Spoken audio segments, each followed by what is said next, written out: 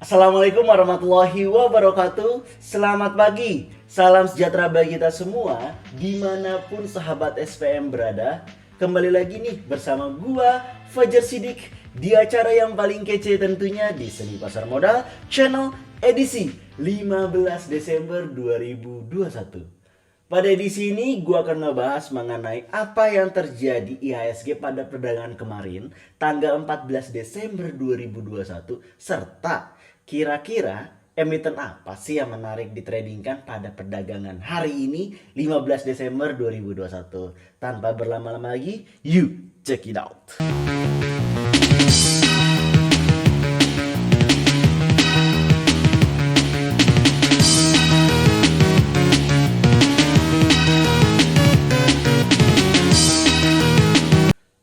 Analisis teknikal saham harian 15 Desember 2021. Analisis ini kita buka dengan yang namanya pergerakan IHSG dengan indeks-indeksnya pada perdagangan kemarin tanggal 14 Desember 2021. Di mana secara overall bursa mengalami tekanan yang luar biasa. Tekanan ini tidak terlepas dari ketakutan global ataupun dari Indonesia itu sendiri akan yang namanya kasus COVID-19 varian baru yaitu adalah Omicron. Akan sampai kapan ini terjadi? Gue prediksi sampai hari Jumat nanti pun itu masih akan terjadi tekanan yang luar biasa terhadap IHSG. Kenapa? Karena tekanan ini ditunjukkan agar IHSG pada akhir tahun nanti tercapai target yaitu di atas 6.700 rupiah. Bisa dilihat di sini IHSG pada perdagangan kemarin itu minus 0,70%, lalu LQ45 minus 0,35%, Jakarta Islamic Index minus 0,44%, Kompas 100 minus 0,46%. Lalu ada industri-industri lainnya seperti bank, infrastruktur itu mengalami minus juga. Tetapi walaupun seperti itu, selalu ada yang namanya top gainers dari setiap harinya. Dan top gainers pada perdagangan kemarin yaitu ada Elmas, Yepas, Koni, Temas, dan ILS. Sedangkan top loser itu ada LAK, BES, Games, SMMA, dan HDFA. Dan inilah pergerakan IHSG dalam satu hari. Bisa dilihat kalau pergerakan IHSG pada perdagangan kemarin itu, ini dia tidak menutup gap atau tidak membuka gap, lalu turun, langsung turun, habis itu turun koreksi cenderung datar, dan habis itu naik pada akhir sesi.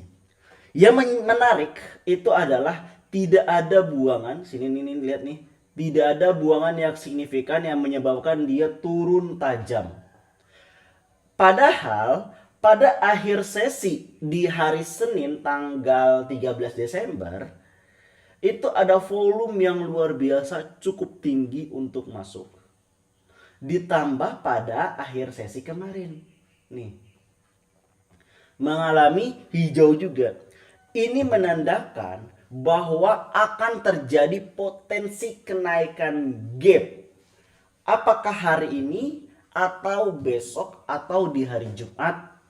Who knows gitu. Tetapi dengan kita lihat tanda-tandanya, kita lihat bentuk candlenya, ini adalah pola candle continuous ya, pola candle continuous. Tetapi ada long leg doji di akhir sesi. Ini ada long leg doji di akhir sesi, artinya akan terjadi pembalikan arah. Artinya di sini akan mengalami potensi turun kembali mencoba level di 6.615. Oleh karena itu akan terjadi gap. Potensinya ada hari ini, tapi mungkin sekitar hanya 40%. Tapi di hari Kamis dan Jumat, potensi kenaikan gap di awal sesi lebih luar biasa besar kalau hari ini tidak terjadi kenaikan gap. Ada selain namanya pom-pom news, yaitu berita yang dikeluarkan setelah bursa mengalami tutup. Yaitu yang pertama adalah dari kompas.com.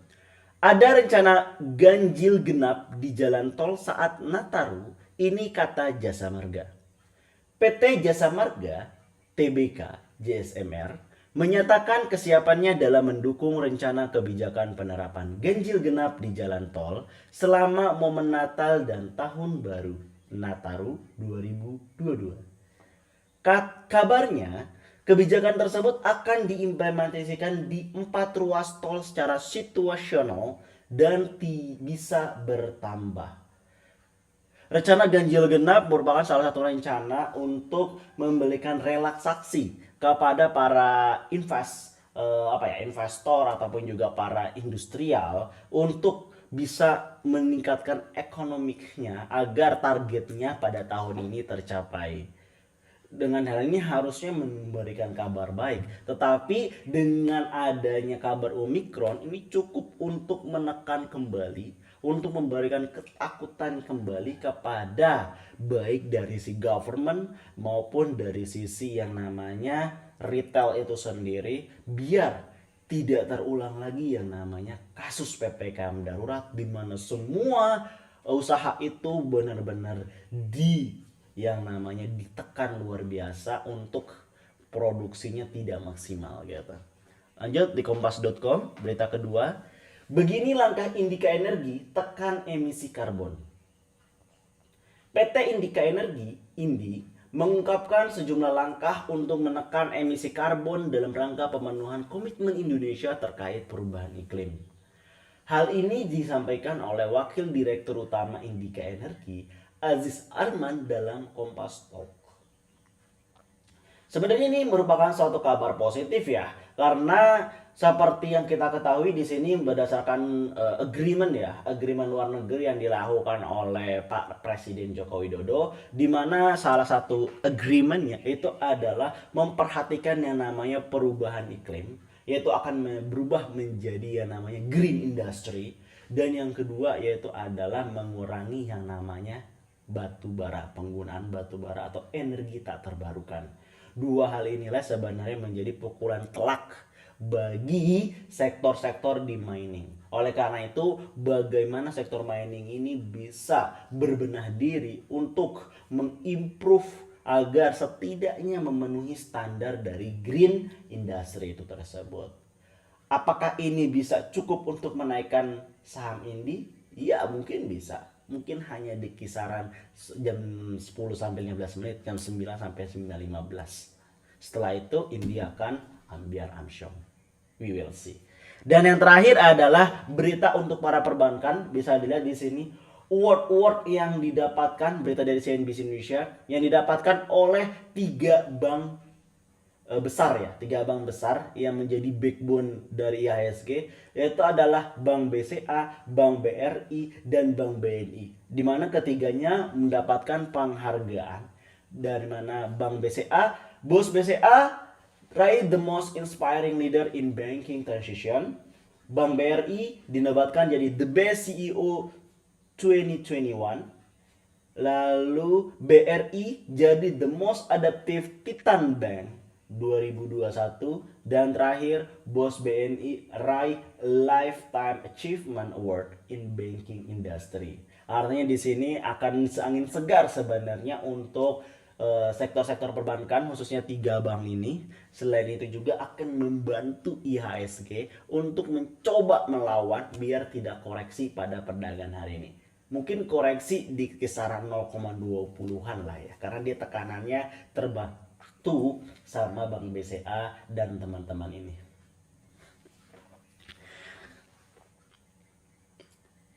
Dan inilah yang ditunggu-tunggu, yaitu adalah analisa saham harian atau rekomendasi emiten dengan trading plan-nya yang bisa lo gunakan untuk perdagangan hari ini. Di sini gue pakai 2 indikator, yaitu adalah indikator Bollinger Bands dan indikator yang namanya linear regression. Apa sih keduanya? Bagaimana sih cara bacanya? Oke, di sini indikator Bollinger Band itu terdiri dari 3 ya, yaitu adalah lower band. Yang paling bawah itu lower band. Lalu ada yang tengah nih, ini disebut dengan middle band. Dan yang paling atas, garis paling atas disebut dengan upper band. Gimana cara bacanya? Dimana untuk membeli itu adalah belilah di area lower band. Lalu jual bisa di area middle band atau jual di area upper band. Itu strategi pertama. Strategi kedua, beli di area middle band. Beli di area middle band dan jual di daerah upper band. Itu ada beberapa berstrategi, tapi yang jelas lower band, upper band, dan middle band itu menggambarkan garis support dan resisten yang adaptif sesuai dengan kondisi dan volume pada saat itu. Jadi ini sangat sesuai bagi lu untuk yang namanya menghindari yang namanya false breakout ataupun sejenisnya seperti itu. Lalu yang kedua, fungsi dari Bollinger Band untuk melihat kekuatan tren. Saat candle ataupun Bollinger Band itu membuka sangat lebar, ini bisa dilihat nih, membuka sangat lebar, itu menandakan artinya kekuatan trennya. Apa itu tren naik ataupun tren turun. Dalam hal ini di kasus BPTR itu mengalami tren naik. Itu cara mudahnya. Lalu yang kedua adalah linear regression. Linear regression sebenarnya mirip-mirip kayak garis support resisten ya, karena ada areanya juga sama. Di sini lower, sini middle, sini upper ya. Sebenarnya sama, tetapi yang jelas pada saat dia berada di area arsir biru itu menandakan bahwa kekuatan trennya cukup tinggi. Dan saat dia berada di atas, nih berada di atas ya, di atas upper band, ini menandakan akan terjadi perubahan tren.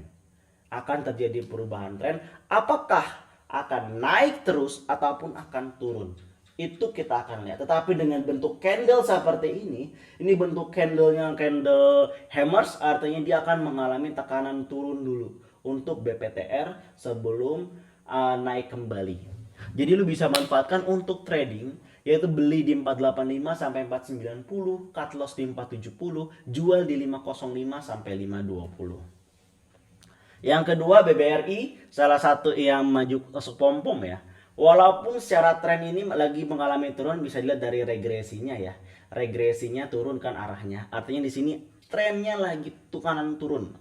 But ini bisa lo gunakan untuk take profit mungkin jam 9 sampai 9.15. Hanya sesingkat itu. Jadi lo bisa manfaatin semaksimal mungkin. Karena kenapa? Lihat bentuk candlenya.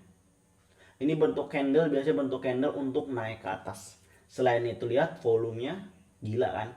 Lebih banyak akum daripada distribut. Jadi sayang banget kalau lu nggak manfaatin kesempatan ini. Bisa lu gunakan untuk beli di 4125 sampai 4130, jual di 4115, cut loss di 4115, jual di 4140 sampai 4150. Lalu berikutnya MSIN yang lagi naik gila-gilaan, bisa dilihat regresinya, nukiknya tajam banget kan, najem banget. Artinya di sini dia polanya itu ada, lihat daerah middle band, terus dia balik lagi ke upper band. Jadi dari sini dia akan naik menuju sini, lalu turun lagi, bentuk seperti ini. Jadi lu bisa gunakan untuk take profit dengan cuan yang lebar. Bisa lu beli di saat 13.85 sampai 13.90, cut loss 13.60, jual di 14.10 sampai 14.30. Dan terakhir yaitu adalah kesukaan kita, Bang Uno, itu adalah MPMX. Case-nya sama dengan yang namanya MSIN tadi. Jadi lu bisa gunakan untuk beli di 1190 sampai 1195, cut loss di 1165, jual di 1205 sampai 1215. Kurang lebih itu yang bisa gue sampaikan pada perdagangan hari ini. Silahkan digunakan dengan baik ya. Jangan lupa untuk menjadi seorang trading harian, lo harus menggunakan dua prinsip. Be discipline terhadap trading plan yang udah dibuat dan don't be greedy. Artinya kalau udah sesuai trading plan, lakukanlah, jangan tergoda walaupun dia naik ataupun turun. Ingat, scalping itu identik dengan yang namanya kolesterol tingkat tinggi, lalu identik dengan yang namanya sport jantung. Jadi dua hal ini penting banget biar lu bisa cuan dalam kondisi apapun di IHSG. Oke, itu aja. Gue bilang ya. Bye.